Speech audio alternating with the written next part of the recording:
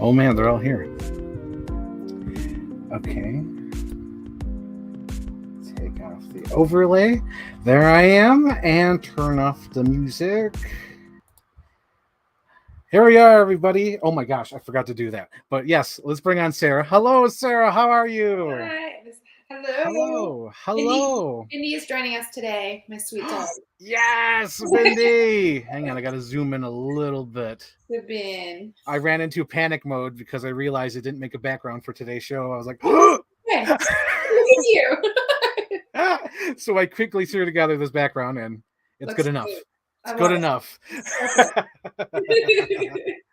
So, how are you since the last time we did this? It's been a month. I can't believe it's been a month already. Every time it's the week, it begins Wednesday. I'm like, shit, I need to watch this movie since this week. Yes, yes. Um, Hang on, I gotta send a link to my mother. She wants to watch the program. But today we're going to be watching the film Dazed and Confused. We're not watching. We'll be talking about it. Dazed and Confused, and one of your recent favorites that just came out this year, which Man is called Otto. A Man Called Otto. Yes. So for the folks at home, tell the people a little bit about A Man Called Otto. All right. So this was originally a book, a Swedish book. That was translated to a bunch of different languages, one of which including English. And I read it long time ago, like probably in 2018 or 17. And I just fell in love with this book. It was actually one of the first books I ever listened to on audiobook. And I used Oh, to okay, be running in yeah. the morning listening to it. And the movie came out in Swedish maybe a year or two ago, which I'm not like, I'll do foreign films every now and then, but it's not Mm-hmm. my favorite to have to like really pay attention to and read for Yeah. 2 hours. So I was so excited, and I haven't seen it yet. But Mm-hmm. when I heard Tom Hanks was playing Otto, and this movie, or Ove, the original book is called A Man Called Ove, Yeah. and they switched it to Otto for the English version. I was like, I love Tom Hanks. Like, I don't think there's ever been a Tom Hanks movie I've seen that I didn't fucking love. Like, he is the best. I want to Mm-hmm. sit down and have coffee with him so bad. He is such a cool person. If by any Yes. chance Tom Hanks is watching this, please come to DC and have coffee. I'd love to talk to you.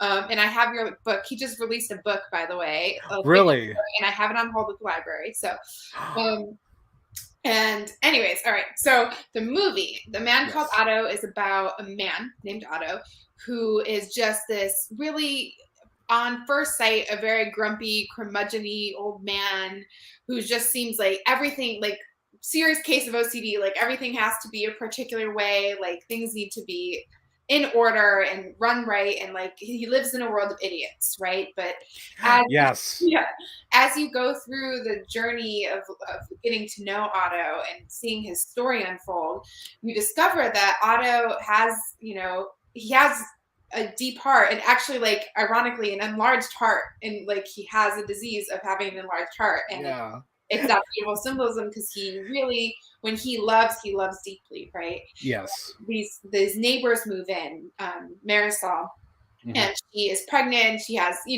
kind of like a simple husband and two kids, and it becomes Otto's mission to, like, you know, to look over this woman and this family. But it has me laughing in stitches the whole time because during all of like the progression of the movie, he's trying to kill himself, and she keeps Yeah. interrupting him killing himself, because he's really depressed. His Mm-hmm. wife died, deep love of his life, and these people in this neighborhood just keep, like, he tries like so many times to kill himself and just Mm-hmm. fails miserably. But overall, just this beautiful story of love and different, just growth, right? And seeing somebody for not necessarily how they may present themselves to the world, but what they might be going through, and like bringing the best out of people, which I just love. Mm-hmm. So I'm super excited to hear what you thought of it, and if you sobbed the whole time like I did. I did not cry. This one I did not cry during. I watched it. I liked it. Let's see. Hang on. Let me see. There's because some. Let's see my notes before I skip anything. Um, no, no. Okay, so I could talk about the thing. But so yeah, I was watching it, and I think the thing is, even though I just see Tom, like I like Tom Hanks, but I think like the big gimmick is like see him as a grumpy guy, but I'm like, he's an actor. He's Tom Hanks. He's gonna be Tom Hanks. I'm gonna like it. I had just recently watched Forrest Gump, so seeing this like him as an old man, I was like, oh my god, so much time has changed. It was just like, holy smokes, he's aged a lot. And Yeah. then the thing I found funny is the guy who they got to play young Tom Hanks. I was watching him. I'm like, he looks nothing like Tom Hanks, but he got yes, he's the son. He's Yes. his real life son, which cracked me up afterwards because after I looked it up, I'm like, oh my god, he looks nothing like him, Yeah. or at least in my opinion. And then the things I liked about the son that he nailed the hey. There's a specific way that Tom Hanks goes hey, Yes. and like he's done it since like Sleepless in Seattle. So seeing the son nail the hey, and then the body mannerisms, like there's a scene when he's in on the train with the book, and he's like walking, and you just see him behind him, like, oh my god, he's got his father's movements down, because afterwards I was like, oh, it's his father. But yeah, that was like, oh, that's great. The supporting cast is great. What do you call it? They all do the roles of like the neighbor, the kooky friend, the guy who's like running and all that. The stretching. Yes, always stretching. It's weird. Like to me, there's like a lot of things about it. Like I was like, oh, because like his subject matter is so serious, but like with everything being comedic, I kind of found myself laughing inappropriately some moments. That's the best part. Yeah, like they won't leave him alone. He's trying to commit suicide and they won't leave him alone. Like he's trying to hang himself and then he falls from the ceiling because like they're banging on his door. And then like the car, he's like, in order to get the hose, he has to go to his neighbor and do something nice for them in order to get his hose back. So he gets the hose and he's like trying to kill himself, and they're banging on his door again because they won't leave him alone. And it's because something nice he did, right? I think that's the news reporter at that time. No, wait, I think he has to move somebody. No, that was, I think the car one was when her husband fell off the ladder. Yes, fell off the ladder. Yeah. Right. He's like, fine, I'll help you guys. Fine. And then the clown, oh my god, the clown scene. And then he's picked the perfect time. It's like midnight, 1 a.m. He's got the shotgun ready. He's got the plastic ready. He's going to do it. And then someone's banging on his door again. And I like that part too. He's like, the person at the door is like, oh my God, don't shoot me. He's like, I'm not going to shoot you. Just come in. Just come in. Just come in. Oh my gosh. Oh my God. And like the whole real world crap. What do you call it? So, example, yesterday me and Luke were just talking about, like, he was saying, oh, the Bautista in The Flash is unrealistic and stupid. I'm like, no, there's people out there who are stupid like that. So in the beginning of this movie, he just wants 5 feet of rope. Yes. And they're charging him for 6 yards, or they're charging him for 6 yards. And he's like, I just want 5 feet of rope. But like, you want an extra foot? I was like, oh my God, too real. Too real. Can I speak to your manager? Yes. Can I speak to your assistant manager? Yes. She's like, how old are you? Want an extra foot of rope? Oh, that was the other thing too. Like, they try to throw him a going away party. I'm like, but if he treats everybody like this, why would you throw him a going away party? And I love it. He's like, you gave me less hours. You took me off the operations team, and you made the guy that I trained my boss. Like, what did you want me to do? Yeah, what did you want me to do? And they're like, yeah, it's how you're from your point of view. I'm like, oh my, and it is what it is. And then they cut right down the middle. I'm like, who cuts right down the middle? I've never seen. I don't think so. Right? It was so weird. Yeah, it was like they're really just effing with him. They're just trying to mess with him. And then the other thing I got out of this, because I was watching this, I was like, not to get too political, but like it reminded me like the opposite version of Gran Torino. Like Gran Torino is almost like the Republican mindset of growing old and helping your neighbors and dealing with your neighborhood. And this is like the Democratic version of like you're helping your neighbors and your neighborhood. I don't know if you noticed that. Have you ever seen Gran Torino? I haven't. There's a lot of similarities because there's immigrant neighbors that move in. Mm-hmm. He warms up to them. They give him food. And then in that movie, it's gangsters. In this movie, it's the corporations. It's the realtors coming in instead of that. And then in that one, it's dealt with implied violence. In this one, it's dealt with the social media reporters. And at the end, they both end the same. He leaves the car to the immigrant family and then the Gran Torino. And then in this one, he leaves the truck to the family. I was like, that's so weird. It's like polar opposites. but I know this is based on a book, so it's Now I want to watch Gran Torino. yeah, yeah. Oh my God, Luke. Oh my God, Luke just had a Thank live. you, political baby. You woke political baby. Luke literally just had a stream where he was talking about nitpicking. I'll say it, Luke. He was nitpicking the Flash, and there was a super fan of the Flash, and he's like, "Luke, you're woke, super baby." So that's what Luke's referencing. Oh man, I love people on the internet. The best. I know, and it's about the Flash too, and they're saying, "Oh, you're woke." I'm like, he's not woke. And they're like, "You're emotional, Luke." I'm like, Luke's not emotional. He didn't get emotional about the monkey. There's a monkey in the Flash, and he didn't get emotional about that. He's dead inside, not the monkey. You used monkey as target practice. Oh my gosh. So yeah, the movie I liked. It was good. It's definitely one of those ones there's two movies I always picture at the local library because I would always go to the library and overhear conversations. And there's always two movies I picture at the library. There's the one weirdo sci-fi movie that the old people pick up and like, oh, what's this? And they get 5 minutes and it's like, oh my God, this movie Prometheus is weird and I can't watch this. Yes. Or it's this kind of movie where it's Tom Hanks. I'm going to rent Tom Hanks movie. Any Tom Hanks movie that's in the library. Yes, yes. But yeah, it was good. It was a good family. I want to say family, but there's some dark stuff in this. But I'm like, kids need to know. And I think this is a good entryway, a good gateway to learning about death, passing, finding purpose in life, suicide, all that kind of stuff. Mm-hmm. And I do like how he just ends up like, you know what, I got more stuff to do here. Like life's not done with me yet. I gotta take care of these neighbors because they can't take care of themselves. It's so that's what I love. I mean, obviously, I love morbid things, right? Yes. All the death things. And it was kind of funny because I read the book, but the first time I watched this movie was with my partner's aunt. We were at her house, and I'm like, oh, really? And she already watched it, but she was awesome. She's like, okay, let's watch it again. Yeah. And I'm just like, I knew it was coming, right? Every time I would just be like, irrationally giggling. I'm like, he's not gonna be able to kill himself. And she's like, what is wrong with you? She's like, why are you laughing at this? But it's so funny though. Like I laughed so hard when the rope broke and he broke the ceiling. I was like, it was like a tight rope, but then like didn't put it into an anchor. Like, oh my God. And then like he's like really trying to accept his fate in the parking garage with the smoke, and they're banging on his door. It's like they can't leave him alone for 2 seconds. Like what the hell?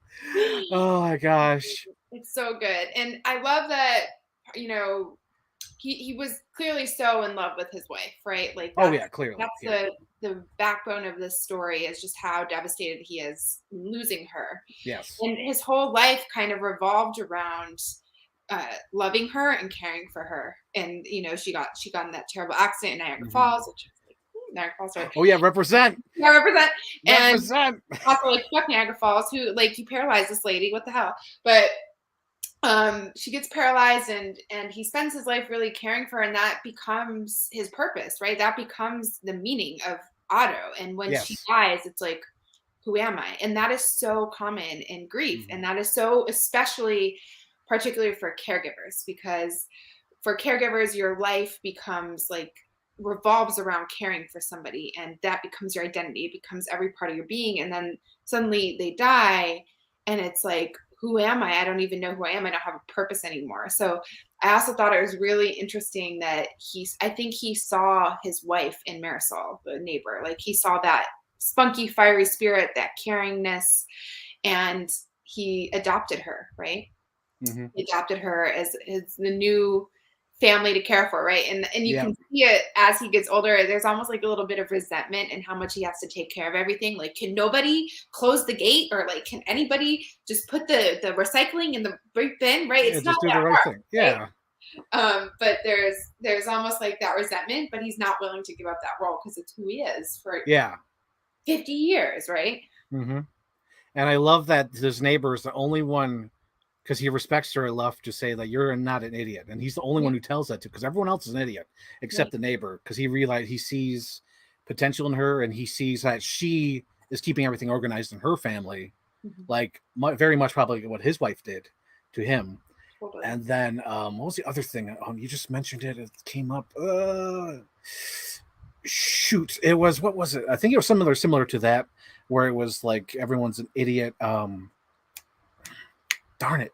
Anyway, I'm sure we'll get to it. But yeah, right? Is that part? Nobody can do things uh, right. I maybe it was, but I'm not sure. Like, Maybe it'll come back. It'll come Look. back to me. But I have a question for you because you've seen Yes. this at least twice.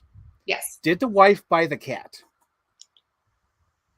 Did the There's wife? a flashback.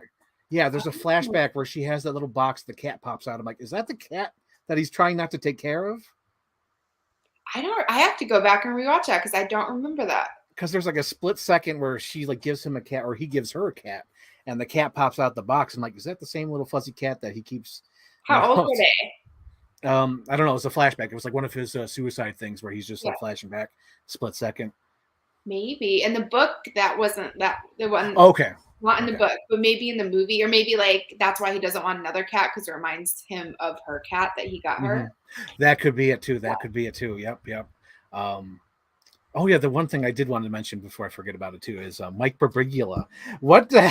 I'm like, who's this guy in the car? And then it's like the comedian Mike Birbiglia. I'm like, what's he doing in this movie? Which car? When? Who's Mike Birbiglia? Mike Birbiglia is the Dying America guy in the car. Okay. Who keeps driving around the thing, but he's like in real life, he's like a comedian. And I'm like, oh my God, that's like a weird cameo to have in this movie. I was like, what? I did like the scene when he saved the old person from the railroad tracks, because it's another thing where he's like, damn it, I'm trying to kill myself. And he's like willing to kill himself on the train tracks, and then someone reaches a hand out. And then Don was like, fine, someone's trying, I'll try myself. So he saves himself from that situation as well. Yes. Oh my gosh. I also love that he it's also so funny that he canceled everything, right? He's like, I want my phone canceled. Yes. Be canceled. But also the fact that he's bartering, like, I can't get 6 days. Like, why do I have to pay for the 6 days? And it's like, who are you leaving this money to? Like, you don't have kids. You don't have friends at this point. Like, who cares? Well, he's very finicky about his money because we know about his lucky quarter. Right. Where he'll beat up a clown for his lucky quarter, which is pure silver. Although the clown should have just gave the quarter back. I know, that was kind of a dick move. Like, I'm like, come on, clown, just give the quarter back. I mean, clowns are never good news. Never good news. Never. Whether it's it or like in yes. a hospital, not news. It. Oh my gosh. I think I had to do something with the neighbor, but I'm trying to put my finger on it. The neighbor was nice. She was great. I liked when he taught her to drive. But although I kind of found it disarming whenever he was too violent with somebody, because he does it twice, maybe 3 times, where he hopped out the car and he took the guy out of the truck and shook him like, she's trying to learn how to drive. And then later on the movie, like he's at the homeowners meeting. Yep. And then he's like, what do you mean you don't know? And he like gets up and like starts shaking them. I was like, oh my God, Tom Hanks, what are you doing? Tom Hanks. You don't touch anybody like that. You don't shake him. You're nobody but Tom Hanks to me. Oh my gosh. But yeah, oh my God. There's another moment that made me pop in the movie. So like in Forrest Gump, he's always like a box of chocolates. He's like, he has that box. And then in Toy Story 2, he says, it's a box. And then in this movie, it made me pop. He still says it the same. He's like, box. I was like, yes, Tom Hanks still says box the same way. Oh that made me so happy. I need to go rewatch all of it, like these parts specifically, to like appreciate them. Yes, but it's like, it was just so funny though when he said box. I was like, oh my God, because that's like forever embedded in my brain because the Forrest Gump and then Toy Story 2. So hearing him just say box, I was like, yes, he did it. He said the thing.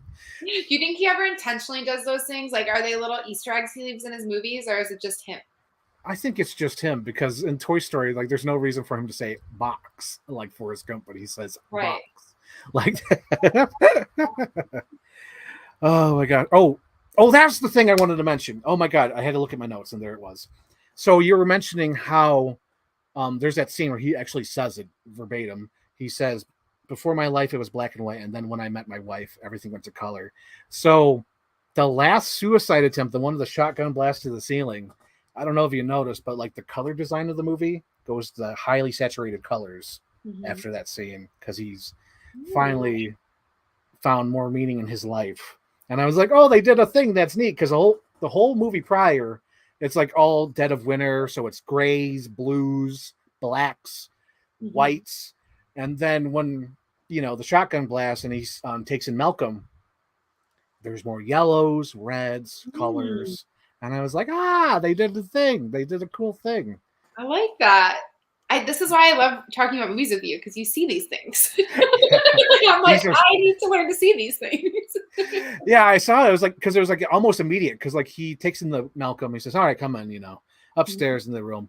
So when he goes down there for breakfast, like the first thing you see is like the yellow of the eggs and like the Mhm. yellows of the wall. And I think he's wearing like a green sweater, like, because like the whole movie he's like wearing, Right, like dark colors. And then when right, he goes down there, he's wearing color. It's like, oh, right. that's And I that's don't know if you cool. remember, but I think Luna or Abby, one of them, drew a picture of him, and he's the only Yes. one in color in the Yeah. picture. And All he the even says that because he's like, what do you mean always? Because I guess she's been drawing him this whole time Yeah, in color. Oh man. Yeah. There's like a little nice warm moments like that in the movie, which was nice.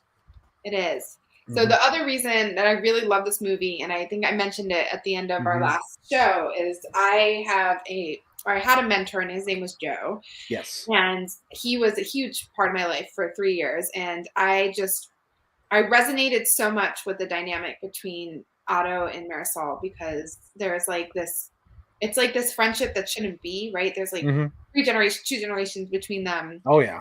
They're like, she's an immigrant, he's not, like all these things, but yet he sees her, right? Mm-hmm. And even more so, like even more impressively, he sees her, but she sees him for who, Yeah. right? Like people see Otto, and it's like in that first scene where the girls running, and they're like, this guy's an asshole, right? Like he's just a jerk, like don't listen. Yeah. So everybody just sees him as being this grumpy guy, but for some reason she like sees the goodness inside of him, right? And sees Yeah. light. And the reason I like stopped my whole way through this movie, like from like I've never cried so much in a movie in my damn life, and I'm a crier, so it's pretty impressive. Mm-hmm. Um, is that my mentor, that we had a very similar dynamic where like Mm-hmm. I met him, he was a hypnotherapist, and I met him at like a past life regression workshop. It was Yeah. cool. And we had like at first like I looked him up. I'm like, oh, I really want to get to know this person, and he had this weekly or monthly meeting for like woo woo people like me, and I'd go to this, and over time, like Joe knew he was dying. He had stage 4 kidney disease, and Mm-hmm. he was dying, and he decided like, I'm going to give away all my things, and I'm just going to die, right? And Mm-hmm. so I helped him like go through his house, and we donated everything, all 3 of his can openers, right? All Yep. everything. And then he ended up living for like 2.5 more years. And it was like this big joke, like, what are we going to do? We gave away the can openers. Or he had to go to the Goodwill where he just donated everything to buy his stuff back because he kept Yeah. living. But part of it was that we started having dinners every other week. And then we started going out every weekend. And Mm-hmm. he bought a boat, and we went on the boat, right? Like we did all this crazy stuff, and he Yeah. kept going. And at the end of his life, I had the great honor of going. I said, you're not going into a hospice facility. My partner and I were going to move in and take care of you, and we got to take care of him at the end of his life and Mm-hmm. be with him when he passed, which was phenomenal. But Mm-hmm. this movie really just it struck Very, very close to that. Yeah. so close, right? And like there's different nuances, obviously, but it really struck a place in my heart of like, and also Joe is kind of grumpy, like he had like a bit of like, if somebody made his eggs wrong or burnt them, like there was complaining happening, right? Like you had to make sure that the 15% senior discount came off, and like the free coffee, right? So like Yes. everything was very Otto like. Yes. But Joe had one of the biggest hearts and was the most loving, amazing human I've ever met. So it was just Mm-hmm. really cool to see that relationship portrayed on the screen, because it's not normal to see like a multi-generational friendship like that. Like people Right. Right. think it's weird when there's like a 10-year age gap in a marriage, right? Or it's Mm-hmm. weird to have friends that are, if you're in your 20s, to have friends in their 70s. But it's so, that type of relationship is so rich, right? And Like it's kind of important. You need to have that. Because like you don't want to be at 85 years old and not have friends, because you got to have like big giant age groups of people in your life. So there's always somebody there. At least that's how I see it. That's what yeah. I've learned from people around me. Because like I think my grandmother's like I think she's 85, and she has like no friends. So like she's trying to, whenever she tries to make friends with the younger people, the 60, 70-year-olds, there's too much difference. Meanwhile, she should have been working on these relationships her whole life. And like, I'm seeing that now. So I'm like, okay, I should make friends with younger generations and older generations. So there's a good mixture of like life lessons you learn from these people Yeah. and stories and experiences, because that's all important. It's all important about life, and they don't really teach you this in school or anywhere. You just have to learn on your own. Totally. And it's also, what's really cool is I think there's also this misconception like, oh, like Otto's the one teaching Marisol everything, or like Joe's the one teaching me everything. But realistically, it was like we taught each other things, right? Like I helped to bring purpose back into Joe's life, and Joe helped me to learn so much about myself and like in my relationships and things like this. So it's so cool to see that, like with Otto, like Marisol taught Otto how to have purpose and be, and Otto taught her, like you are intelligent, like don't stand down, like you are smart, right? You learned a new language and you have 2 kids and you did all this stuff, right? Yes, you are not an idiot. Yeah. And Luke, yes, thank you for agreeing. Yes, the Luke Deckard show, aka Luke Deckard, agrees with what we're saying. He's the best, that Luke. What a character. You should have him as a guest sometime. What'd you say? We should have him as a guest sometime. Oh, on here? Yeah. He's in the UK. He would have to really adjust. So right now, like there, I think it's like 9 or 10 p.m. Oh, well, thank you for watching, Luke. In the evening. Yes. And he just had a new child. He has a new baby. Oh, congrats. Exciting. Yes. Her name's Lana. Oh. After, well, I don't know if he's serious or not, but he named her after Smallville. And then Archer. Because Lana. Yes, I love it. He did say he'd adjust for us. So just saying. Oh, he would adjust? Oh, my God. I'm planting some seeds here. Oh, my God. Seeds. Planting seeds. A triple feature, perhaps? Yes, a triple feature. Oh, my Lord. Oh, my stars and stripes. So is there anything else that you want to mention about the movie? Because there is some good... I should say that what you just said goes through in the movie itself, because you see that it's off screen, but it's shown through photos that Otto and the family had adventures of going fishing and going on trips and stuff and spending like Easter. Because I think there's a picture with Tom Hanks. Yes. Yeah, Tom Hanks or Otto as the Easter Bunny. My favorite part of that is like the fact that Tom Hanks actually had to put an Easter suit on and they actually had to take those pictures. I was like, yes. Oh my God, yes. Oh my gosh. I'm sure he like probably produced it or something, because this seems he like did. He did. He did. He was a producer. Yeah. Yeah, because this seems like a Tom Hanks project, like a Tom Hanks joint. Like I could see him doing something like that. I'm pretty excited to read his book, so we'll have to check back on that next month or maybe a month after. Yes. But I think I should say Luke loves books written by actors. Ooh. I think it's called a full motion picture or something like. It's like a fiction book about making movies and like set. I think it's like one of those like set in the 50s and current day kind of books. Oh, so it jumps back between like I think so. I may be completely wrong. I read when I saw Tom Hanks wrote a book, I'm like, gotta get on this. So yes. Okay, so I think I got all my notes said, and you said everything you wanted to say about Otto. I'm just saying everybody should watch it. It's a beautiful story. Yes. It's heartwarming. So yes. Okay. Now onto the very similar. Kind of similar, because like if Otto is about the end of life, I feel like Dazed Confused is sort of like the beginning of your life adventures and how you're going to deal with that. So my movie I picked for this week for Sarah, the reason why I picked it because I thought it was in the theme of June, so like school's ending, school's wrapping up. But doing research, I was like, right in the opening scene of the movie, it says May 28th. So I was like, that's all right. But anyway, this movie is about like the last day of high school in 1976 in Austin, Texas. And it's a day in a life. You just bounce from one story to the other story. It's very loose, coming to age movie, ensemble cast. You just watch several teenagers. There's like nerds, there's some jocks, there's some cool kids, there's the freshmen, the seniors. The stoners, exactly, the stoners. And some of the people who never moved on, they still hang out near the high school. But I think I said it last time, but this is one of those movies where I think like it's always in my mind on a daily basis. It's definitely one of my all-time favorite movies. There's so many great characters in there that stand out, even though if they have like a 1 minute scene, they stand out. Or even if it's like somebody who just pops in and out. Like one of my favorites is what's her face? It's hang on, Parker Posey. Parker Posey is like, get on the ground, freshman bitches. I love that character. She's great. What is it, Air Raid? Air Raid, yes. Air Raid. Fry, freshman piggies, fry. And I was, and because I was watching it last night, just to recap myself, because I've seen this a dozen times.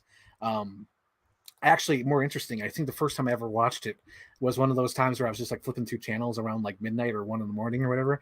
And midnight movie. Yes. And it was on WB, I believe.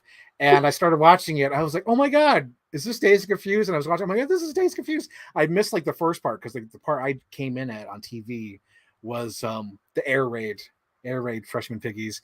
Meanwhile, there's like probably 20 minutes before then that show more characters. But either way, great stuff.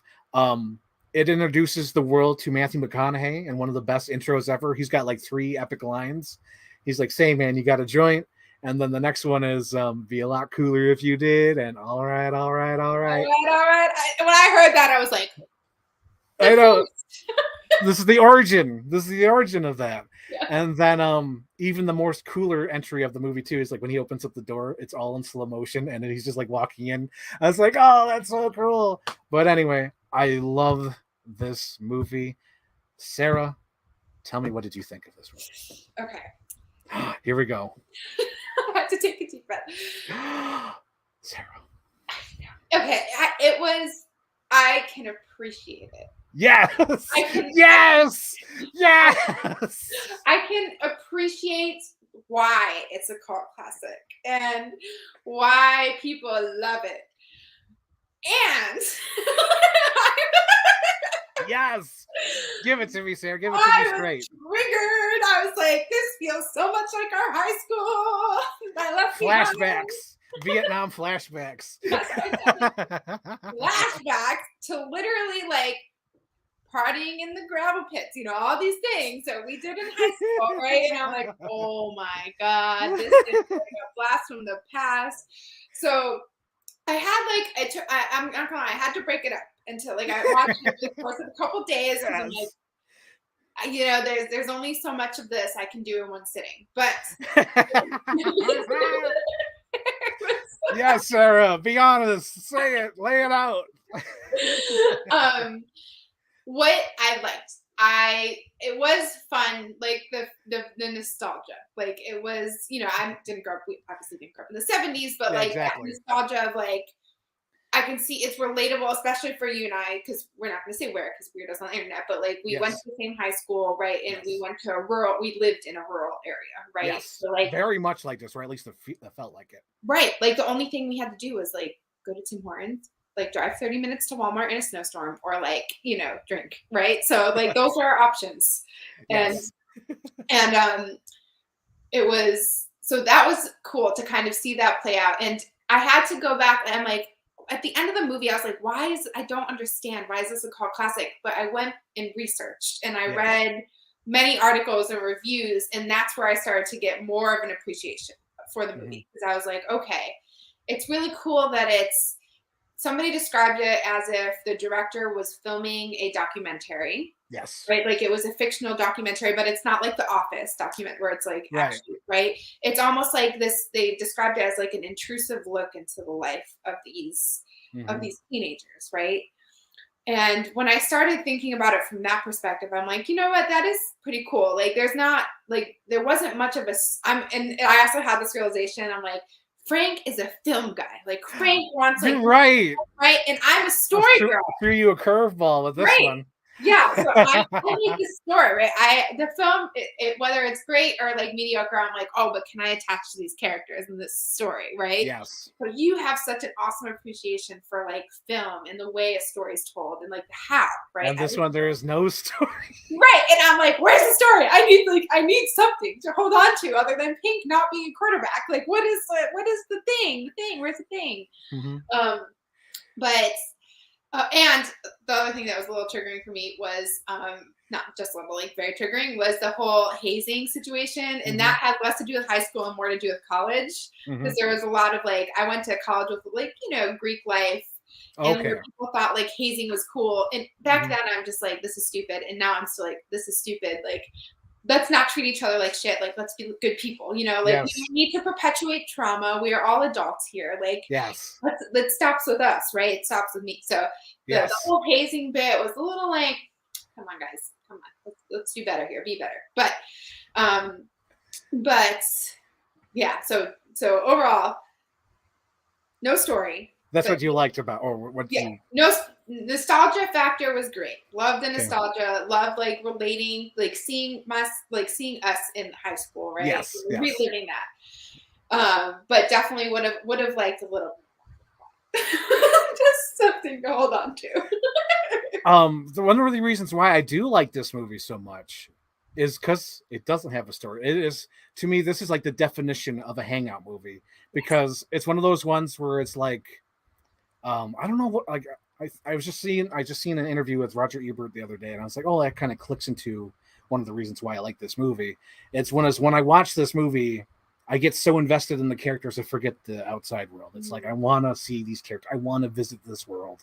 I want to see Wooderson. I want to hang out with them driving around town. It's so great. And there's no like solid plot. And there's a similar movie similar to this, not really, but like it's sort of the day in the life, and it's not really like a solid story, but you're just watching these characters just live their life, a hangout movie. And I would say that movie, Once Upon a Time in Hollywood, is a hangout movie where you just also could not get into that movie. I like stopped. Like, you couldn't get into that one. Oh my god, I love Cliff Booth. I love. Oh my god, I just love them so much. Rick Dalton. And it's just, I love those characters, and it's very similar to this, where you're just watching these characters and you get to hang out with them. And although I feel like in Once Upon a Time in Hollywood, there's a little bit more setup and payoff. We could discuss that after this or off air or whatever, but there is more like plot. Yeah. But this one is just like solid, like you're just hanging out with these characters throughout the day, and it's just like, it's almost like he's filming a feeling of nostalgia, because this is very specific of Austin, Texas, but there's elements that we see in ourselves or in our school. Like, I wasn't a partier. I never did any of that stuff. I was a good boy. The thing, but I do connect to about this movie is Pink, because Pink is a floater. He's going with the jocks. He's going with the nerds. He's going with the stoners. I do relate to that because I didn't have a clique. He just went to all the different people that he thought was cool or thought was neat and talked to, because he saw them as people. And that kind of comes in at the end too, where they're like, no, you can't trust these people. Like, no, they're my friends. You're like you don't even know them. I got Aerosmith tickets with them. Bye. Yeah. Bye. I may play ball next year, but I'll never sign that. Yes. I also love where it's like, 3 different people have given this back to me. I'd never noticed it before. It took me like maybe the 3rd time watching this, where his one friend picks up the paper from the ground. Yes. And Ben Affleck's like, what the fuck are you doing? Picking up trash? What are you doing? Yes. I never noticed that until like maybe 3rd rewatch of this. And I was like, oh my gosh. But yeah, that's one of the reasons why I love this movie, because it's just to hang out with these characters and you could get right out of it. You don't have to party with them. You don't have to, and they'll all, like Matthew McConaughey says, I get older, they stay the same age. Yes, they do. And that's so fun about this movie, because you could always go back to it if you want to. And it's always the same characters, and it's so fun just to see, or at least it's fun for me. I know maybe some people might get triggered, like, oh my God, I remember that, it's too real. But like, I didn't have that experience. So when I watched this, I was like, oh, that's nice, where people can hang out and have fun adventures and do some wild stuff that's stupid, but wild and fun, and the memory, but yeah, that's the reason why I like it. I also love the soundtrack. The soundtrack is amazing. Yeah, really good soundtrack.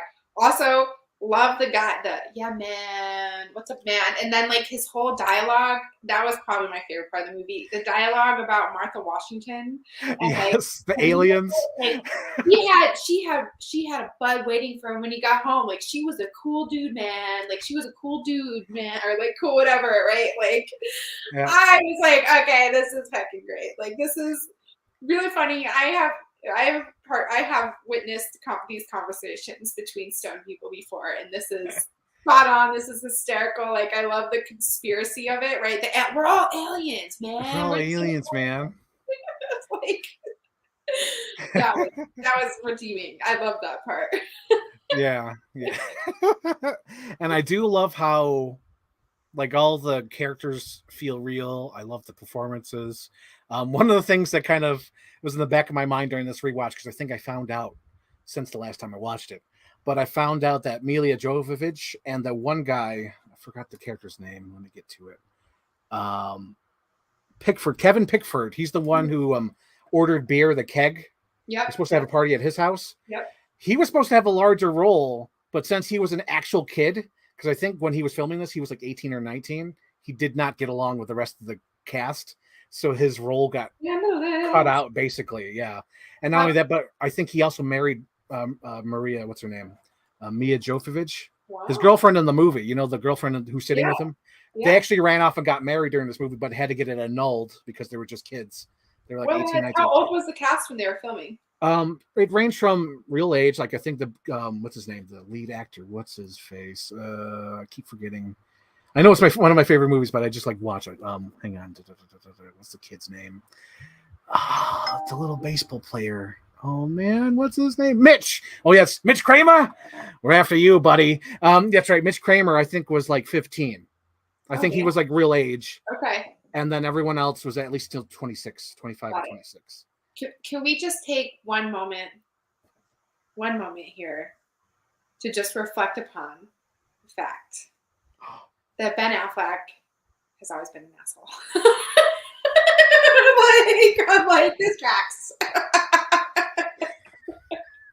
The only two things that make him happy is Jennifer Lopez and Dunkin' Donuts. Yes. I just had this moment, you know, so I love 13. Did you ever see 13 Going on 30? 13 Going on 30? No, never. That's the Jennifer Connelly with Mark Ruffalo. I've never seen that. That might be the movie next month. So 13, I love 13 Going on 30, and it has Jennifer Garner in it. And I fell in love with Jennifer Garner because of this movie. Yes. And the whole time I'm just like, she deserves so much better. Why did she marry him? Like, she deserved so much better than this guy. She stuck to him forever with her kids. I had the opposite feeling. I'm like, why didn't he stay with J-Lo? It's those stupid paparazzos. He should have stayed with J-Lo. But I do have to say, like, on the topic of Ben Affleck, like, his one redeeming movie was Arlo. Love that movie. Argo? So, I think it's Arlo, the one where he goes undercover to rescue. Argo, yeah. Not Arlo. Arlo is the dinosaur from A Good Dinosaur. Yes, that was a cute movie too. But Argo, love that movie. That was a redeeming one. But like, other than really, oh my gosh, I'm shocked because I think everyone who watches the program knows that I'm a huge Ben Affleck fan. I love Ben Affleck. He's the best. I love Batman. I love his Batman. I love Batman versus Superman. No matter how many people hate that movie, I love it. Let's see. I love Argo. Wait. You like Ben Affleck's Batman better than Christian Bale's Batman? Yeah, I'll say that with my hand over my chest. Yeah, I do. Okay. I'll say that. Yeah.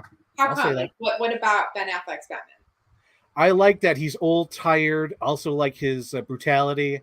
I like what's another thing? I do like his Alfred. I just like his take on it, just because it's a different version. Okay.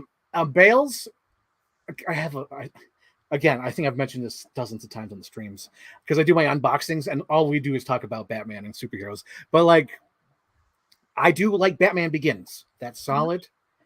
But like, The Dark Knight becomes a Joker movie, and I can't really get past the point that it's mostly Christopher Nolan's Heat, the movie with Robert De Niro and Al Pacino. It's like his version of doing Michael Mann.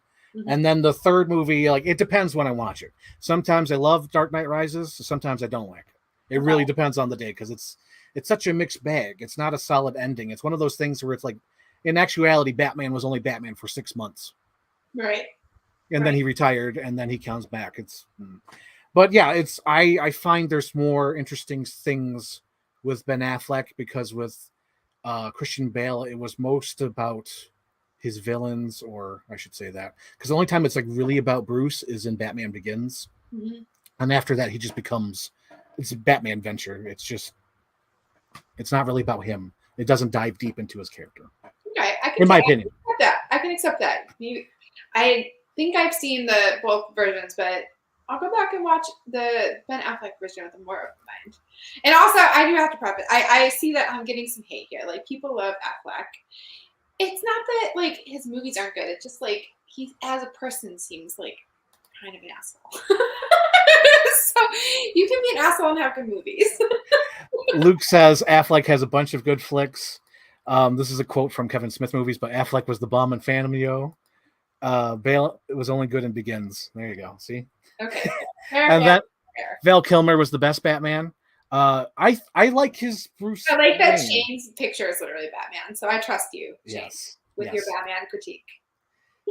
Hypnotic. I haven't seen Hypnotic. That was the local boy. The local boy, William Fitcher, was in it. The guy from Buffalo. Oh, really? Yeah, he was in it. So I was like, ooh, I haven't seen that ooh. one either. Yeah, Batfleck is good, but the films are limp. I would go with that as well. Deepwater. What's Deepwater? Oh yeah, Deepwater. Ooh. And LOL, thank you. Speaking of characters, I got a question from the audience through my text. Ooh, What character do you relate to in the film Otto and in Days Confused? ooh, okay. Otto's easy. Like I relate to Marisol because of Okay. my relationship with Joe. Like that's who I Yep. am in that dynamic, and I just think I love her. Like she's spunky and fiery. Like I strive to be fiery. Like I like that Mhm. energy she has, and she just holds it all together. Yes. Okay, let's see. Dazed and confused. What character do I relate to? Maybe that was part of it. There wasn't any like I didn't feel a strong kinship to a Oh. particular character. I'm curious, Frank, you knowing me, like, and over the years, like, is there a character that makes you think of me? I'm not sure because all the females are sort of written the same. I'll say that. Right. So I'm I, gonna I like pull up don't a character know. list right now. I don't know. So I think that is, if you're going to say one weakness about the movie, I'll say that is the female characters, because they're all pretty much the same with a different name and different actress. Although I do feel like Mitch's sister is better than everybody else. I did like she's the one who was like go easy on him. Yes, the one in the nice jean outfit. Because Yes, at the movie, I'm like, I love that outfit she's wearing. I'm like, that's great. yeah, I did like if I had to choose one, a female character, I think I'd go with her because like she did Yes. have she was like and I think she was also the one who in the hazing was like I have to be an asshole, right? Like Yeah. She doesn't want to be you an know, asshole. She's just doing it. he's Yeah. like I don't want to do this, but I have to, right? I could relate to that. Like I could relate to Yes. her. Like stick if I don't have siblings, but if I did, I think I'd stick up for them. And also, and she covered for him, right? She got home and like she Mm-hmm. told mom the whole story and got mom to go Yep. eat. Like she seemed like a genuinely like good-hearted person, and I enjoyed Yes. that, right? Yes. Yeah. Yes. And I did regrettable things in high school and college, and continue to this day do regrettable things every now and then. So like I can empathize with her of like peer Mm-hmm. pressure, of like hazing people and doing the thing, you know. Mm-hmm. Yeah. How about you? What characters did you relate to? Well, first of all, Otto. You're a legend. I am Otto, or it's like if people just knew how to do like the simple things. Like I had never related so hard to anything when he got the rope, and then when he has to do like the simple thing of draining or bleeding the radiator. Yes. It's like simple things that everyone should know, and they don't know how to do it. Yes. And it's like, oh my god, if you just did that, it just do the thing. And then so that'd be my character. I think the one, even though I wasn't a sports jock or partied much, I do relate to Pink Floyd, Randall in the movie, just because he was a floater. Yeah. He was just a floater. He was friends with these people, those people, and these people. That's what I relate to. That's one of the things I like about the movie is that he didn't belong to one group. He was friends with the stoners. He was friend with the jocks, the nerds. He was friends with everybody because like I don't think I'm a solid nerd. I'm not like Woodward and Bernstein in the movie. I'm not like that. That's totally not me. I'm not the jocks. I'm not the stoners, but like I related to Pink, so that's who I relate to. Yeah, I can see that. Pink was a cool character. He had, it seemed like he had some depth to him. Like, Hard relate to Relate to floaters. floaters. And That's the point. then Batman is my Rushmore. Oh my god. I saved Latin. Shane Ford, what did you save? Oh my gosh, it's that's a Rushmore reference. Did you ever see Rushmore? No. maybe. I love how every time I'm like, I have this panic. I'm like, oh God, I have to pick a movie for next month. But then every time it just like unfolds. It unfolds. It comes to the next conclusion of like, naturally. Right. But there's been a lot of movies I've been trying to watch recently. Yeah. Yeah, I just bought them and I haven't had time to watch me. I just bought Super Mario Brothers. I want to see Super Mario so bad. I haven't seen it yet. It's good. Luke says it's the best movie of the year, no matter what he says. Ooh. And then I also bought John Wick 4. I want to rewatch that again. That's a Keanu one? Yeah, Keanu. Yeah. Oh my God, have you never? Oh, we'd have to do the whole series if we did that. I had a series in mind, so if we want to do series, oh my Lord, no, I'm prepared for that. So. And like Luke's right, I've been trying to watch Smallville. I love Smallville. You've never seen that? Oh my God, Sarah's a Smallville fan. The old one, like the one that. Or wait, hold on. I might have just got that completely wrong. Oh, never. Smallville, like the TV show? Yeah, Smallville, the TV show. No, somebody save me. I definitely just, oh my God, I love that. I definitely just lied. I haven't seen Smallville. I was thinking of the Truman Show. Oh, jeez. That's complete opposite of Smallville. Oh, regrettable. Oh my God. He finally said it. Oh my God, if Captain Iron Dog ever watched this, are you happy? Mario is good. I've been trying to get it out of Luke because he's been so like, it's very, very, very fine movie. Kind of. I'm like, come on, Luke, just say it's good. So anyway, there's Mario, John Wick 4, and then the other one I just bought. It just came brand new on 4K from 1996. Showgirls. I've been trying to rewatch that too. Ooh, Showgirls. Yes, that's a weirdo one. That's a cult classic one. Yes. I don't know if I'd ever recommend that to you though. Really? That's like. Yeah, that's a weirdo one. That's like you gotta be prepared. Like as Raphael said in Ninja Turtles, like you got to know what a crumpet is in order before you play cricket. You can't just jump into that. You can't just jump into Showgirls. I love that you just quoted Teenage Mutant Ninja Turtles. Have you ever seen those? I probably watched a series when I was young. Okay, good. At least just say that for the audience, yes, because Luke will cry. Oh, that just broke my heart. Oh, he was so excited about you loving Smallville, but then it was Truman Show. So Smallville, Pleasantville, Truman Show. Thank you, Shane. You're on my side today. Oh, did you mean Pleasantville or did you mean Truman Show? Yeah, I think Pleasantville came in, and then but then I superimposed the Truman Show over Pleasantville. Yeah, it was a whole thing. Okay, so it's Pleasantville you're talking about. Maybe I know I've seen the Truman Show, but I think I've also seen Pleasantville.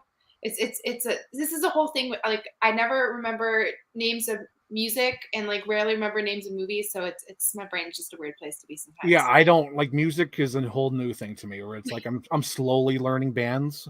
Yeah. Slowly. If it weren't for Ari, my partner, I would listen to the same like Spotify playlist. Same here. Until I died, like into my coffin. Yeah, because that's all you need. You just need your playlist. You just need your Peter Quill playlist. Yeah. Yes, Shane says Showgirls is the deep end of Verhoeven, which I agree. Like you gotta see RoboCop and Basic Instinct and those things first before you go into the deep end of Showgirls. Love it. LOL, that's it. I couldn't think of it. Pleasantville. I had the same though. Thought. Oh my gosh. So, are there any final thoughts on Dazed Confused? No, I think it's a good background movie. Yes. It's a good background. It's one of those movies like I could be cooking. Mm-hmm. I could be, crocheting or playing with a dog, and it could be on in the background. It's one of those movies. Oh, my cat just attacked my dog. Come on, don't be assholes. Don't be It's one of those movies. It's the perfect TV. When I used to have cable, which I no longer do because I'm a millennial and streaming services. Millennial. Yeah, I know. I would put that on. I would be like, oh, there's nothing else on. This will do. Yes. Right? This will do. So I'll give it that. That's my final word to those of you who have not, the other one person in the world who hasn't seen this movie, other than me. That's perfect, though. That is perfect because that's exactly what it is. Hangout movie, put it on the background. It's like Once Upon a Time, Days Confused, the Star Trek, the motion picture. You put it on, it's on the background, and when you come back to it, the characters are still there. They're still doing the same thing. Okay, I just want to say I officially feel embarrassed because my partner Ari just commented he's literally does not watch TV or movies until we started dating, and he's seen Smallville, so this is a problem. Wait, he saw Smallville? Apparently. I think he's talking about this show. This show is awesome. Oh. You two are great. I'm tired. My brain's not working. Shane asks, what are some of your other favorite films that take place in the 1970s? Is it bad that the first thing I thought of was that 70s show? I think it just goes there because you see the number 70s. It's true. Let me see. Movies that take place in... See, this is another... Now, Shane, can you specify, is this a movie filmed in the 70s or a film that's nowadays that takes place in the 70s? You know, because I love a lot of 70s movies. Like, I think like the first one that pops in my head of 70s movies like is Taking a Pelham 123 with Walter Matthau. That's like my first go-to thought. But Shane, specify. Do you mean a current movie takes place in the 70s or 70s movie? 70s period pieces. Oh, damn. All right, I'm right now looking through a list of movies that take place in the 70s to see if I've seen any of them. I'm going to have to look this up as well because like the first one that comes to mind is Boogie Nights, but that I got one. Have I seen? No, I lied. I haven't seen this, but it's a Black movie. No, it's a Christian Bale movie. What is going on with my brain today? American Hustle takes place in the 70s. I don't think I've seen it yet, but the looked really. Oh, Remember the Titans? That was a good one. Yes, films after 80s set in 70s. Okay. All right, remember. Yeah, because the first one that come to mind was Boogie Nights, but I think that takes mostly in the 80s. Oh no, it says 19. Boogie Nights is on the list of the 70s movies. But if in the actual movie, I think most of the movie takes place in the 80s. Because that's like the turning point after spoiler alerts. Oh, are you ready for things? What is it? What is it? Are you ready for things? Argo takes place in the 70s. Oh my God, full circle. Yes. We laid the seeds down and we picked them up. It's great. I guess. Oh, wait. Yeah, Shane Ford is right and Luke is right. How about Nice Guys? I think Nice Guys is a good 70s movie. Right. Yeah. Right. Yeah. Yeah. And American Gangster is good too. I do love American Gangster. That's one I need to rewatch. It's the one with Denzel and Russell Crowe. Fantastic. Love it. I'm gonna go with Argo. Final choice. Final answer. Final answer. Ding, ding, ding, ding, ding. Yep, I'll go with Nice Guys just to make Luke happy. Nice. Okay, so what should be the theme for next month? Oh, geez, Luke. Enough with your X-Men. Luke loves the X-Men. He can't get enough of Hugh Jackman. Should we ask the audience for a theme? Yes, audience, since they're here today, thank you guys for showing up. I'm Luke being and super Shane. active. I love it. Yeah. LOL. Okay, guys, give us a theme. Give us a theme. Enter the Dragons. Give us a theme. Enter the Dragon. I do have the Bruce Lee box set from Criterion. Oh, maybe that's on there. Ooh, dystopian. Ooh, dystopian. That's my favorite genre. Okay. Oh, so the Luke. Okay, so dystopian. So, Sarah, what dystopian movie should we talk about next month? Okay. What's your pick? This dog is she is very needy right now. I'm sorry. Okay. So one of the movies I was thinking about that does fit into dystopian is The Hunger Games, because I know you've never seen it, but that is also like a series. You're like, damn it, no, not that movie, anything but that movie. I literally felt a chill go down my spine. I felt it. It was like an electric charge that just went down my spine. But hear me out. The prequel's coming out in November, so if you start now, you could get all 4 of them in before the prequel comes out in November.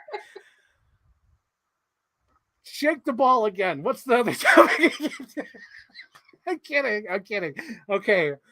Hunger Games. Okay, I'll do the. I'm thinking, but I'm gonna like think a little Which more. one? No. Which Hunger Games? Let me Well, do you it, got to Sarah. start with the first. You can't just jump into the third one. You're not gonna have any context. Sarah, you're looking at the person who jumps into movies. No, you can't. You have to. You have to go from the beginning. As John Locke said on Lost, don't tell me what I can't do. In my wheelchair. I was like, today I was like, am I gonna make Frank watch the Hunger Games this month? Maybe. I think you want to. I think that's been your go-to since the beginning. I think every time it's like, oh, Hunger Games, of course. Okay, hang on. Let me look up dystopian Also, like, movies. just have to say, Jennifer Lawrence is a dime piece. She is beautiful. Like, she is the best. So, Jennifer Lawrence. Wow, for a second, I brain farted. I thought you were talking about Jennifer Gardner again. I'm like, Jennifer Gardner, is she in that movie? No, But then I'm like, yeah, Jennifer J-Lo. The best Jennifer, the Lawrence one. She is a angel. I love her so much. That's funny. Auto sign says no dogs at top of Sarah's screen, and there's dogs. That's funny. That's funny. Oh, sorry, Frank. It has to be done. If she handled Dazed Confused, I could handle Hunger Games. It's again, it's I fell in love with the book and the characters. It's the story. Oh my God, Mom. So my mom had some comments as well. She said she loves Affleck and Gone Girl. And then okay, I'm starting to rescind my Affleck hate. There are good Affleck movies. It's more of him as a person. And then she said, make her watch Deer Hunter. I'm not going to make you watch Deer Hunter. Oh, what is that? It's like a 3 or 4 hour movie from the 70s starring Robert De Niro and Christopher Walken. About oh yeah, that's a commitment. That's like, that'll be a couple day movie. It took 4 days to make. Oh my God. Let's see. Gotta prep J-Law for No Hard Feelings. You know, I kind of want to see that movie. I kind of want to see it. I want to see that one too. It looks fine enough where I'm like, I kind of want to see it. Okay, so dystopian movies. Let me look at them. Oh my God, I could make you watch that. What? There's so many here. There's so many great choices. I love The Island. This is the best theme. Yeah, I love The Island. I love Oblivion. But the one that made me pop and go like, oh, I can make you watch that so I can talk about it is Demolition Man with Sylvester Stallone and Wesley Snipes. All right. What else do we have here? We have Wall-E, Southland Tales. That might give me an excuse to rewatch the Blu-ray I just bought. What else do we have here? We have, well, there's a lot of good ones. Gotta pick the right one though. Maybe I should make you jump out of context and go with Planet of the Apes. Nah, just kidding. Let's see. What else is here? Oh my God. Guys, should I make Sarah watch Escape from LA? Oh my God. We have comments. Deer Hunter and Hunger Games is quite a double feature. And then we have watch Butch Cassidy and the Sundance Kid. But audience, what do you think? Escape from LA? Any people out there? Anyone agree? Disagree? Oh my God. Oh my God. It has a 53% Rotten Tomatoes. Oh, no. That's pretty high. I'm not really. Yeah. That's not bad because it's kind of shit, but I love it though. Hunger Games Rotten Tomatoes. No, I got to make you watch the first one. You can't just jump in with LA. Yeah, see, Luke says Escape would be funny, so he's kind of going down. No, I want to. If anything, I want to suggest the good. No, hang on. So, Sarah, do you want to watch the good movie or do you want to watch the fun bad movie?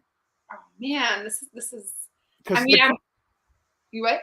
Because the good one, I'll explain. So the good one that I love with all my heart, another hangout movie, a sci-fi hangout movie, is Escape from New York, which is slow, boring, wonderful, but I love all the details about it. Okay. And then you have the terrible one, Escape from LA, which is basically a remake of Escape from New York with the same people, but it's stupid, silly, and dumb.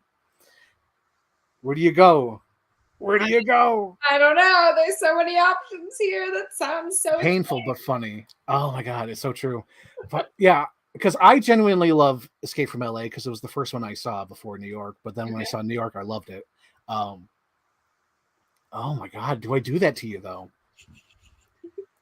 I don't know because I don't want to. I got to do something nice.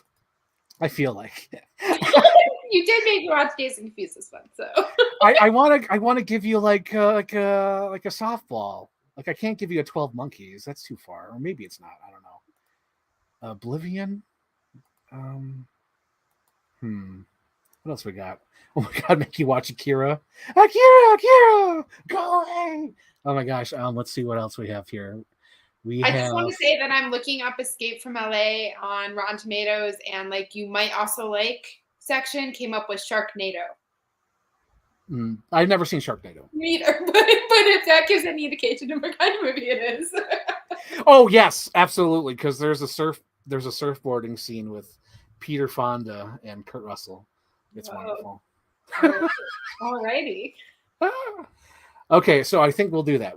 I think Escape from LA. War of the Worlds with Tom Cruise? No, Luke. No, that's too great. You know how we had flashbacks. I want to talk about this briefly since we're both here. When I was watching War of the Worlds a few months ago, I got flashbacks to that era because of the 9/11 imagery. Because I completely forgot about that until I watched this movie. I was like, oh geez, I completely forgot. Like that was like an allegory of like 9/11 and all that. That was so weird. That War of the Worlds. I think I've seen more. Have I seen War of the Worlds? Oh, yeah, I've seen that movie. That was a good one. Yeah. But I think that's what I'm going to do. I think final answer. I'm going to push down the deal or no deal button. I'm going to give you Escape from LA. All right. So excited. Can't wait. And you are going to get to meet Katniss Everdeen. Oh my God. I guess it's fair, though. It's fair because I'm giving you Escape from LA and you're giving me Katniss. So it balances out. What's the hesitation with Hunger Games? The hesitation? Yeah. Because there's some, I'm going to say this, but I just picked a movie about teenagers and youngsters. But I don't know. There's that feeling in my head, or I don't know. It's like I can't relate to beautiful young people. And like that's sort of like the Harry Potter movies where it's like I can't relate to that. Because whenever I ask somebody like, what do you like Harry Potter? It was always like, oh, Daniel Radcliffe. And it's like, I can't relate to that. I'm not watching it for Daniel Radcliffe. Here, I'll give you just like a little like amuse bouche, little taste. Like if you step out of like the multitude of beautiful people, young people in this movie, yes. Like it's like the hero's journey, like the stand against the man. It's like, like saying F you to like the oligarchy, like just get into that. Luke, the hesitation is Frank is not a 12-year-old girl. Oh my God. I just got a comment from my mom because she wants to. I guess she wants to watch an episode on this because I think Luke just talked about this too. Watchmen. My mom wants me to pick Watchmen. Okay. But that's too epic though. That's too epic. Unless it would depend on Luke and Shane. We could change it to Watchmen or stick with Escape from LA. What do you guys say? It's all on you. It looks pretty epic. It's all on you, Luke and Shane. My fate comes down to two people. Yes. Should I stick with Watchmen or go with Escape from LA? What do we do? What do we do? What do we give Sarah? What to do? What do we give Sarah? Oh my God, no, look, I'm not going to give her the director's cut when they both pick Watchmen. Okay, I'm going to give you the regular cut of Watchmen because there is, I believe, 4. Oh. I think there's the theatrical. I think there's the director's cut. There's the director's cut. Then there is the, I think it's like the complete cut. So maybe there's only 3. So there's theatrical, directors, and then complete, because the complete has like all the comic book stuff, which makes the movie like 5 hours, which is crazy. Yeah, I'll give you Watchmen because that's what the audience is saying. Watchmen. Okay, but we're doing the theatrical cut or the director's cut? Theatrical. I'm going to keep it simple. Theatrical. Hang on. We got another call from the audience. Yes, my mom loves it. So we got 3 people who want to watch Watchmen. All right, let's do it. 3-hour director's cut. Oh my God. I don't want to do that to Sarah. Should I do it? There's some hate about this. I can feel the Hunger Games. They're like, we have to give it to you. We have to give it to you. They're all incredible. They're all the Hulk 2003. You want it? Take it all. Let's see. Snyder said it's his preferred version. Oh my God. We're doing the theatrical cut. We're keeping it simple. Keep it simple for Sarah. So Hunger Games, theatrical cut. And everyone's saying do it. Okay. So that's an episode. That's a heavy hitter. That sounds good. It. I'm excited. That's it. So what were you saying about Hunger Games? So what's it's like okay. This is what you can grab hold of. Like get rid of beautiful young people, the 12-year-old girl, dystopian fantasy, right? Like, and just Okay. like look at like the stand against the man, like going up against oligarchy, like saying F you to like the bureaucracy and the pushing down of people that aren't rich, like, you know, and it's like, and also just Jennifer Lawrence is beautiful. So Mm-hmm. yeah, Mm-hmm. I'm taking this in. yeah. Take it in. Take it in. I'm taking it in. I'm taking it And in. also just keeping in mind that every time Jennifer Lawrence and Liam Hemsworth kiss on screen, she ate tuna fish before filming it and garlic. Okay. So just Okay. like if you need something else, you know, just like Wait, keep it. did you just say Liam's Hemsworth? Liam, He's in this? yeah, he's Is he? Oh my lord. came in like a wrecking ball. I was, you know, pre-middle Miley Liam Hemsworth. Yeah, that's right. Where he's always looking at the cameras and she was always looking at him. Yeah. Yes. Yes. Yes. Yes. Luke, soak it up. Soak it up. You know what's going to be funny? I'm going to probably love these movies because Frank's going back. He's like, I watched all 4 of them in one night. it's going to happen because I think my friend told me this. My friend Stuart, who loves movies, watches all these weird movies and classic movies. I'm pretty sure he loves those movies to the fact that he actually bought like the Steelbook set with all like the nice artwork on it. So it's like I think he likes those movies. So if he likes them, I'm terrified because what if I get drawn into the dark side? I can't. I've never been so excited for like a Frank recap as I am right now in this moment. Oh my god! So I gotta watch the Hunger Games. Wide. Oh my gosh. If it makes you feel better, the other movie I had in mind was How to Lose a Guy in 10 Days. So. You know what's funny? I would have watched that. I would have hand down been excited about that because there's a clip in my head that's stuck in, like, it lives rent free in my brain. But someone did a montage of like movies and movies, and one of the scenes in that movie where she turns around and says, "My boyfriend will pound your ass" or something. Yes. So that's lived rent free in my head. Love that. For years. So, and not only that, but Matthew McConaughey. All right. Yeah. So, yep. Watchman's son or Hunger Games daughter. But yeah, I think so. That's today's show. We got it all booked for next month.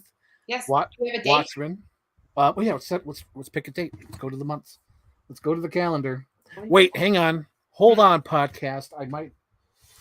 Oh, damn. Hang on. I think the quicker way is to go through Facebook because there is an event going on at work that I may have to cover. So I just need to make sure what weekend that is before I pick it. I will be out of town the 22nd through the 26th. So if it's that weekend, that could work for you. No, the event is July 15th and 16th. So I might have to work that weekend. So I don't know if I can do a stream that weekend. Let's see. Hang on. Hold on, Postcat. There we go. So you can't be here for the 23rd. So that's out. Yes, that's out. 16th, I'm going to mark out because I don't know if I'm working that or not. So 30th it is. The 30th it is. Yeah. Gives us plenty of time. Yep, the 30th. Plenty of time to watch all 400 Games movies, Frank. And plenty of time to watch the director's cut. You know what? Since we have until the 30th, watch the director's cut. Oh, man! Okay. Everyone says it's better. Okay. Okay, July 30th. Watchmen. Oh my god! I can't wait to you'll be like, well, it was a movie. There was a beginning and an end. Director's cut, and then what was mine? Oh yeah, Hunger Games, first one, and complete series if possible. All 4 of them, if possible. The third one's slow. I'll warn you, but the rest are great. Okay, and to make Shane and Luke happy, let's do the Rosenbaum rating system for our movies today. So the Rosenbaum rating system is 3 roses is good. 3 roses is great, like awesome, the best. 2 roses is like it's good. 1 rose, fair, down the middle, like it's okay, not bad, but it's right down the middle. And then, for the bombs, like 1 bomb is bad, 2 bombs, very bad, 3 is like the worst. So how many roses do you give it? How many bombs do you give it? What do you give it? All right. I'm gonna do. I'd say Otto is like a 2 to 2.5. Can you do 0.5 or is it? Yes, you could do a 0.5 on there. Okay. So I'd say 2.5 to 2 to 2.5. So maybe 2.25. Yes. Okay, 2.25. Okay. 4 days confused. I'd say maybe like one rose. Run Rose. One rose. Yeah, Run I'd say Rose. it's like it's a movie. It's not like Sharknado, right? It's a movie. It has to Yeah, be it's a movie. It's a movie for it's a movie. sure. Yeah. Okay, so for Days Confused, that's a solid 3 for me because I love the movie. Although for Otto, I don't. Oh my god, I know I set myself up for this. I should have thought about this before. But I almost want to. I'll give it a 0.5 rose because it's almost like right down the middle for me. Where it's like Okay. it didn't offend me. I don't think it was awesome or amazing, but it definitely won't offend anybody. It's definitely fine. It's anybody could see it. That's not saying it's bad, so that's why it gets the 0.5 where it's like it's good enough. I don't think I give it a full rose, but I give it a 0.5 rose. Okay. So it's in the positive. It's in the positive. All right. All right. This is the point of our show. Like we have Yes. a different taste in movies, and Yeah. we mash them Yes. together every month and see what happens. Did you love it? Did you hate it? What would you rate it? Luke says heater, and then a bunch of roses, a bunch of petals. I give it a 0.5 petal. No, I'm kidding. I give it a point rose. And the other thing is, before we go, what's your favorite scene from Otto and Days Confused? If you have one. My favorite scene from Dazed and Confused is like the Martha George Washington. Yes. Yep. Like Yep. alien man, yeah man, like that was great. Mm-hmm. Oh man, I love so much of Otto. What's my favorite scene? What's your favorite scene? Shit, this is a hard question. What's your favorite scene? What scene did I laugh the hardest during? Okay, I love all of it. I love the scene. I can't. Oh, okay. First of all, I love the closing montage. I love like the pictures, right? Like, yes. Like when I actually really love Kate when he dies in the end. Yes. And the cat, like my heart broke for the cat, the poor thing with the tuna. But I love that he like had everything in order and that she runs and finds him. Like that was like the pinnacle moment for me. I think that's my final answer. Like, that's your favorite scene? Okay. Yeah. Okay, so my favorite scene of Otto, I think my favorite scene of Otto would have to be. Hang on, it's like I gotta make sure I pick like an actual good scene because I was almost gonna say something silly, but I don't want to say that. The silly scenes are great too, because I definitely almost picked the scene where he vowed to kill himself with the rope. Love that scene. I was gonna say that. That was the scene I was gonna pick. Do it, say it. Fine then. My favorite scene is when he's he sets up the rope. He's going to die. He kicks out the table and he's like, doing his Tom Hanks thing, and the rope breaks. And he lands on the floor. Oh my god! And then sees the roses ad. Ironically, he sees the roses ad and then goes and buys this kind of flowers to take to his wife's grave. Yeah, and he's like, "Well, I messed that up. Gotta try again." One job. I'm getting there.